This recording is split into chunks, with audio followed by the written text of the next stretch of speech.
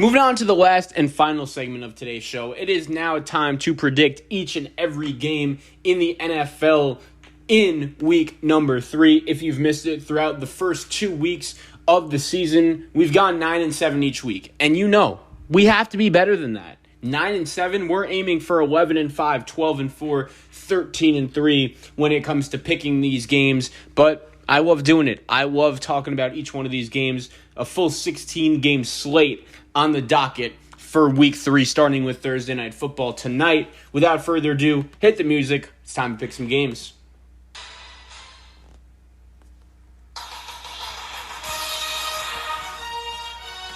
Starting off with Thursday Night Football in week number 3, a team that we've spoken about a lot on this show over the last couple days. It is the Carolina Panthers. They will go into this game with a record of 2-0, heading to Houston, taking on the 1-1 Texans. Tyrod Taylor will be out and not playing under center for the Texans in this one, as the rookie quarterback Davis Mills gets the start. I'm going with the Panthers. I just think they're the better team, and I feel bad for Tyrod Taylor that after waiting a lot of years throughout his career, he's been waiting to be that starting quarterback. And unfortunately, just when things look good, he gets knocked out of that game against Cleveland, and he's going to be out for the next couple weeks. I just think Carolina's the better coach team. They're the more talented team. And you guys know, I think the Panthers have one of the best 8 defenses in the NFL. I think it's that good. Brian Burns is a stud. I love everything that Rule has done since he's gotten to Carolina, putting Sam Darnold in a position to win. I will go with the Panthers to get the win over the Texans. Let's go to the 1 o'clock games, and let's start off with, in my opinion, the most fascinating 1 o'clock game. The Los Angeles Chargers. They're coming off a tough loss to the Dallas Cowboys. They sit at 1-1. They're heading to Arrowhead Stadium, taking on the Kansas City Chiefs, who also sit in 1-1, who also had a pretty tough loss in week number 2 on Sunday Night Football to the Baltimore Ravens. I'm going with the Chiefs in this one. They're at home, and I totally understand. I think these two quarterbacks are much closer than everyone thinks.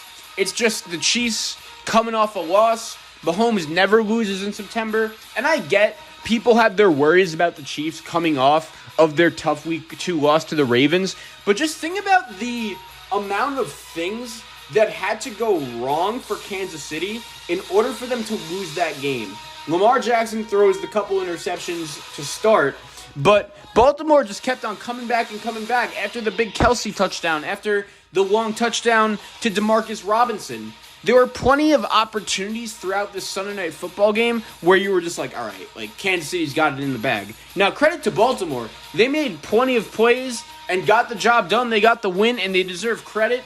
And then they also forced a couple turnovers. One on that Mahomes interception, which honestly could have been the worst interception of Patrick Mahomes' career. Clyde Edwards-Helaire fumbles the ball when literally the only thing he couldn't do if he wanted to win that game for the Kansas City Chiefs was fumble the ball there. That sucks, but there were plenty of things that had to go wrong for Kansas City in order to lose that game. For the Chargers, the penalties just killed them.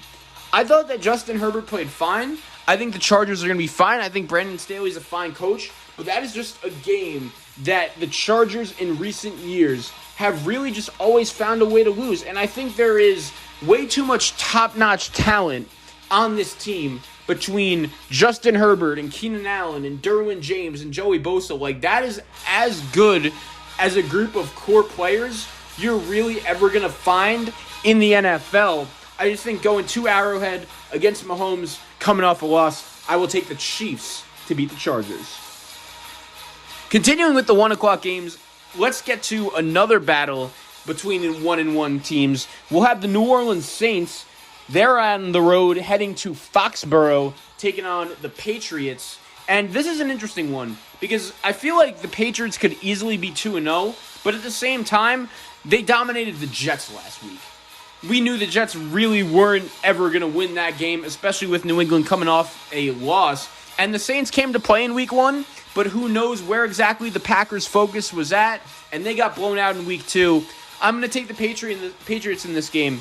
I think that Bill Belichick, Mac Jones, Damian Harris and that defense playing in Foxborough is going to be enough to frustrate Jameis a little bit, force him into a couple of turnovers, and I'm just going to take the more simpler offense. Now, I think Mac Jones as your starting quarterback, especially as a rookie, does put a little bit of a ceiling on your team if you are the New England Patriots, but at the same time, against the Saints team that is very prone to turning the ball over, and you have one of the better defenses in the NFL, I'm going to take New England to win this game. And the Patriots are still a team that I don't have that great of a feeling on just yet. I wouldn't be shocked if they made the playoffs. I wouldn't be shocked if they missed the playoffs. I think it really is just going to depend as long as Mac Jones keeps on just playing stout football and not turning the ball over. I think it'll depend on their defense and if they can just keep on playing at a high level. If their offensive line can keep this up, I obviously like their running game. And they were impressive against the Jets, forcing young Zach Wilson into that many turnovers. I will go with New England to get the win over New Orleans. The Saints are a tricky team to evaluate right now just because of the hurricane and the fact that they don't really have a home stadium right now. Their schedule gets a little bit easier down the stretch, but they still have to play Tampa Bay twice. We saw how they matched up against Carolina. Right now, if you ask me who is the better team between Carolina and New Orleans, the answer for me would be Carolina, and I was saying that before they even played. The next 1 o'clock game, another battle between two 1-1 teams. Joe Burrow leads the Cincinnati Bengals on the road in an AFC North divisional matchup, heading to Heinz Field, taking on the Steelers. And Ben Roethlisberger is not a guarantee to play in this game. I think if you're a Bengal fan, that might just be the door you need. The fact that there is a very good chance, whether Ben Roethlisberger plays in this game or not, that you're going to have the better quarterback. Here's the worry. It's not 100% that TJ Watt is going to play for the Steelers. Even if he doesn't, though, we all agree this Bengals offensive line is a disgrace and a big worry for their team going forward. I totally understand Jamar Chase has had a couple really good games to start off his NFL career, but we saw in that game against the Bears, the Bengals couldn't block. And I feel for Joe Burrow because whenever the conversation comes up about the best young quarterbacks in the league, right? We obviously talk about Mahomes and Lamar Jackson, but even guys like Zach Wilson and Trevor Lawrence and Justin Herbert, for some reason, Joe Burrow is never in that conversation. And the reason why is because the franchise and the organization around him sucks, and it's unfair. I think Joe Burrow is a quarterback that is good enough to win games for his team by himself, but he just literally doesn't have an offensive line. I'm going to take the Steelers. Playing at home, I feel like it's going to be tough for them to lose back-to-back home games, especially against teams they should really beat. And the Steelers got off to a really nice start to the season in Week 1. I think they find a way to pick up that momentum again and beat the Bengals. But I think it's going to be a close game. I really do, especially being a divisional matchup. We always know how close those matchups usually are. Continuing with the 1 o'clock games, another battle between two 1-1 teams. The Washington football team, they're coming off a big win on Thursday Night Football against the Giants. They're heading on the road to Orchard Park, New York, taking on Josh Allen, Stephon Diggs, and the Bills. I'm going to take the Bills at home in this game, but I will say, I'm kind of concerned about the Bills. And you're going to say, Zach, how are you concerned about the Bills after they just beat your Miami Dolphins, the team that I picked to win the AFC East? And not only did they beat them, they won 35-0, and the game wasn't that close. Here's the problem. If you watch the game, the reason why the score ended up being 35-0 wasn't really because the Bills were just running Miami out of the building. It's just because the Dolphins were screwing up on their own part. They made so many self-inflicted mistakes. And I like Taylor Heineke for Washington. I do. I think that he should have been named the starter from the beginning over Ryan Fitzpatrick just because he gives the team a little bit more of a threat with his legs. He can throw the football. And Washington, they need a quarterback no matter how good their defense is. I like their defense, but it hasn't necessarily lived up to the hype to start the season. I'll take Buffalo in this game. I think it's going to be closer than it's expected. The spread, I believe, is 8.5 to 9. I'll take Washington to cover that. But I think Buffalo, playing at home after the way they played at home in Week 1, I think the Bills get back in the win column and get the W over Washington. Let's get involved with the game with the 0-2 team. That's the Indianapolis Colts They will be on the road in an AFC South clash against the Tennessee Titans. Tennessee, they could easily be 0-2 as well, but had a big-time comeback win against Seattle. It was great to see Derrick Henry back running the football like his old self. It's an unknown if Carson Wentz is going to play in this game, and to be honest, even if he was playing, I would still take Tennessee because it's just hard to trust this guy right now. I totally understand that throughout his career, Frank Reich has been a guy who's been known to getting off to really good starts, but they had chances to beat Seattle. They had chances to beat the Rams, and they couldn't do it. Tennessee is not some juggernaut team, in my opinion. I still think even if they lose this game, as crazy as it may sound, this division is not over for Indianapolis. I trust Frank Reich that much as a head coach, and I really wouldn't be shocked if the Colts find a way to win this game. But right now, I just think the Titans playing at home, they're in much better form, especially considering the unknown status of Carson Wentz. I just don't know if at this point in his career, Jacob Eason is going to be a quarterback that's ready to put the Colts on his back and lead them to victories. I will take Tennessee, and really my main conclusion is the AFC South as a division in general really isn't good. I think it's wide open because all four teams, none of them is great. Moving on to the next 1 o'clock game, let's talk a little bit about Justin Fields, the quarterback that we just mentioned at the start of this show. He'll be making his NFL debut on the road for Chicago. The Bears are sitting at 1-1. They will take on the 1-1 Cleveland Browns. And I just think, as I mentioned earlier, the Bears need to let Justin Fields know it's okay if you don't throw a touchdown every play. It's okay to throw the ball away. Even if we punt a couple times, it's fine. Just don't turn the ball over against a really good Browns defense. I was impressed with what Cleveland did in Week 2 against Houston. They had some adversity early, including Baker Mayfield. It looked like he may have been hurt, but he came back. Houston was able to keep the game close in the beginning, but Cleveland ultimately just put their foot on the gas. I expect them to do the same thing in this game. Look, the Bears played well against the Bengals. It was one of the better games their defense played in a really long time. But at the same time, I think the Browns are just a different animal than the Cincinnati Bengals. I think this offense is too good. I think this team is too good. I think Cleveland is going to win a lot of football games. I like them to beat Chicago and go to 2-1. The Baltimore Ravens, they will be on the road sitting with a record of 1-1 following their big-time win on Sunday Night Football against the Chiefs. They will head to Detroit to take on the Lions. They're sitting at 0-2, and it's crazy because if you're a Raven fan, Lamar Jackson actually missed practice today because he is sore on his hip after the crazy touchdown flip into the end zone against Kansas City. I think Lamar Jackson plays. I think the Ravens win. Even though the Lions play hard, Dan Campbell's in a tough spot. He wasn't going to be able to fix this team around in 1 year. He has his team playing tough, but I like Baltimore over Detroit. Another game between two teams that are struggling. This is the only battle of 0-2 teams in the NFL, in the NFC, as the Falcons, they will head on the road to MetLife Stadium to take on the New York Giants. And I'm going to take the Giants in this game. They're the tougher team. They're better on defense. They're at home. But with that being said, I don't trust either of these teams going forward. I think these are two of the 5 worst teams in the NFL. Atlanta competed with Tampa Bay for a second. They got themselves back into it, but their defense just fell apart. And even though the Giants really gave that Thursday Night Football game away to Washington, I did like how Daniel Jones played. I'm not going to lie. I watched Matt Ryan, and I'm not really sure at this point in his career how much he has left. New York football needs something positive. I will take the Giants to beat the Falcons.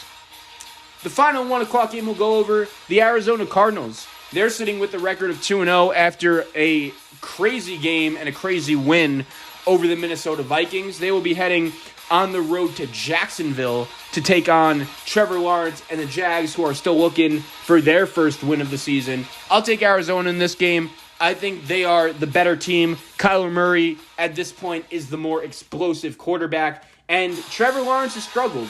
It's not to his own doing. I think Urban Meyer, the more I see him, the worse his body language gets. He's already out here quoting and saying that playing in the NFL and coaching in the NFL is like playing Alabama each and every week. Not going to lie. That's just not what I want to hear from an NFL head coach in Urban Meyer. I will take the Arizona Cardinals, even considering that it's going to be a West Coast team coming east, to get the win over the Jacksonville Jaguars. Let's go to the 4 o'clock games. Zach Wilson, he tries to get back to normal as they will head to Denver, the Jets, taking on the Broncos, and Denver's 2-0. This will be their home opener. We obviously saw just how terrible Zach Wilson looked in week 2 against the Patriots, and I do think he's going to get better. I do think hopefully this coaching staff is going to coach him up throughout this week of practice and say, you don't have to play hero ball, just take what the defense gives you and let your playmakers make some plays. With that being said, Denver at home, if they want to be taken seriously as a playoff team, I think this is a game they have to have. I think they do. I will take Denver to get the win over the Jets. They are one of the more heavy favorites this week. And I just want to see the Jets play competitive football, give a good effort. We know what the deal is for this season. It obviously hasn't been the best start.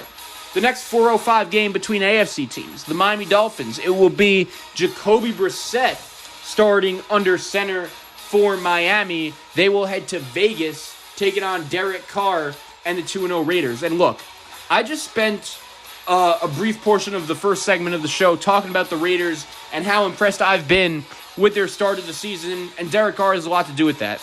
Let's beat Miami, man.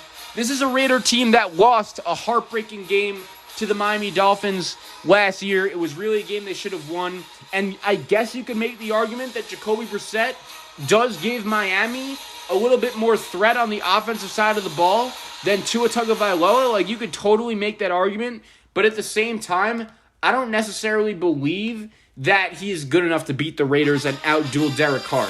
I like Miami's defense. I like Brian Flores, but I just think this team is in a tough spot going on the road to Vegas without their starting quarterback, Tagovailoa. I do think that long-term he can still be a solid quarterback, but Miami's offensive line is just shot right now. I think the Raiders have the advantage there. I will take the Raiders and Coach Gruden to get in the win column and go to 3-0.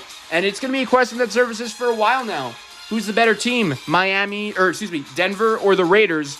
And it's crazy because the AFC West is that good of a division.